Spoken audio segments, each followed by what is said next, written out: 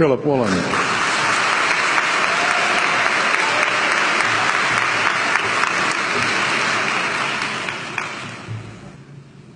King Lear, late at night on the cliffs, asks the blind Earl of Gloucester, "How do you see the world?" And the blind man Gloucester replies, "I see it feelingly." And shouldn't we all? Animals must be off the menu because tonight they are screaming in terror in the slaughterhouses, in crates and in cages, vile, ignoble gulags of despair. You see, I heard the screams of my dying father as his body was ravaged by the cancer that killed him. And I realized I'd heard those screams before. In the slaughterhouse, their eyes stabbed out and their tendons slashed, on the cattle ships to the Middle East, and the dying mother wail as a harpoon explodes in her brain as she calls out to her calf. Their cries were the cries of my father. And I discovered that when we suffer as equals. And in their capacity to suffer, a dog is a pig, is a bear, is a boy. Meat today is the new asbestos, more murderous than tobacco. CO2, methane and nitrous oxide from the livestock industry are killing our oceans with acidic, hypoxic dead zones. 90% of small fish are ground up into pellets to feed to livestock. Vegetarian cows today are the world's largest ocean predators. The oceans are dying in our time. By 2048, all our fisheries will be dead, the lungs and the arteries of the earth. Billions of bouncy little chicks are ground up alive simply because they are male. Only 100 billion people have ever lived. 7 billion people live today. And yet we torture and kill 2 billion sentient living beings every week. 10,000 entire species are wiped out every year because of the actions of one. And we're now facing the 6th mass extinction in cosmological history. If any other organism did this, a biologist would call them a virus. It is a crime against humanity of unimaginable proportions. But happily, the world is changing. 10 years ago, Twitter was a bird sound. www was a stuck keyboard. Cloud was in the sky. 4G was a parking space. Google was a baby's burp. Skype was a typo. And Al-Qaeda was my plumber. Victor Hugo said, "There is nothing more powerful than an idea whose time has come." Well, animal rights today is now the greatest social justice issue since the abolition of slavery. Do you know there are over 600 million vegetarians in this world?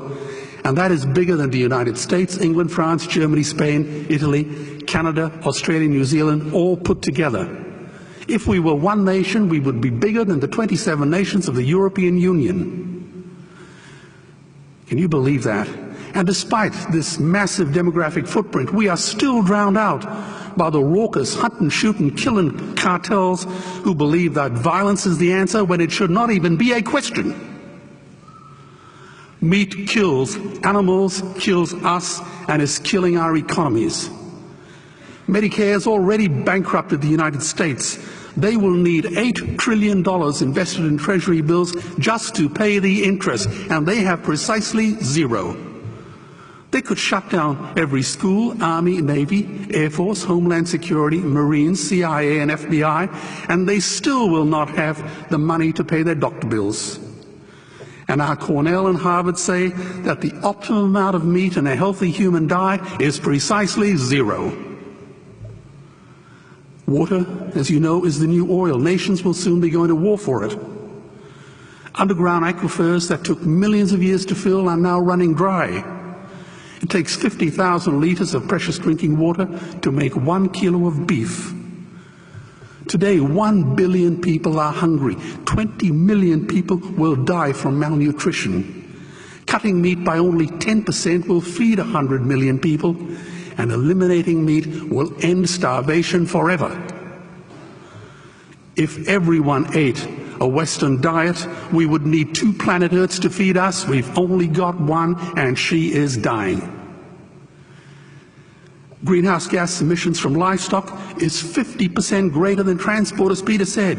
Cars, trains, buses, ships, lorries, the whole lot. And as I travel around the world, I see poor countries who sell their grain to the West while their own children starve in their arms. And the West feeds it to livestock so we can eat a steak? Am I the only one who sees this as a crime? Believe me, every morsel of meat we eat is slapping the tear-stained face of a hungry child. When I look into her eyes, do I remain silent? The earth can produce enough food for everyone's need, but not enough for everyone's greed. We are facing the perfect storm. If any nation had developed weapons that could wreak such havoc on the planet, we would launch a preemptive military strike and bomb it back into the Bronze Age. But it's not a rogue state, it's an industry. The good news is we don't have to bomb it. We can just stop buying it. Sir George Bush was wrong. The axis of evil does not run through Iraq, Iran, or North Korea. It runs through our dining tables. Weapons of mass destruction are our knives and forks. Our proposition is the Swiss Army knife of the future. It solves our environmental, water, human health problems and ends cruelty forever. The Stone Age didn't end because we ran out of stones. This cruel, disgusting industry will end because we run out of excuses. Meat is like the 1 and 2 cent coins. It costs more to make than it's worth. And I come from the bush. Farmers are the ones with the most to gain. Farming won't end, it would boom. Only the product line will change. Farmers would make so much money they won't even bother counting it, and I'd be the first to applaud them. Governments would love us. New industries would emerge and flourish. Health insurance premiums would plummet. Hospital waiting lists would disappear. Hell, we'd be so healthy, we'd have to shoot someone just to start a cemetery. So tonight I have 2 challenges for the opposition. 2 challenges. Meat causes a wide range of cancers and heart disease. Would they name one disease caused by a vegetarian diet? And 2, I'm funding the Earthlings trilogy. If the opposition is so sure of their ground, I challenge them to send a copy of the Earthlings DVD to all their colleagues and all their customers. Go on, I dare you.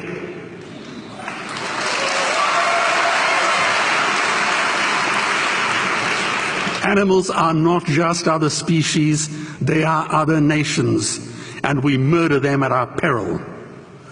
The peace map is drawn on a menu. Peace is not just the absence of war, it is the presence of justice. Justice must be blind to race, color, religion, or species.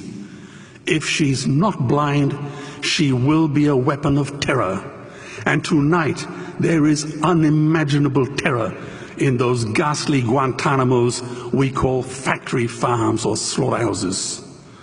Believe me, if slaughterhouses had glass walls, we wouldn't be having this debate tonight. You see, I believe another world is possible. And on a quiet night, I can hear her breathing. Let's get animals off the menu and out of these torture chambers. Please vote tonight for those who have no voice. Thank you.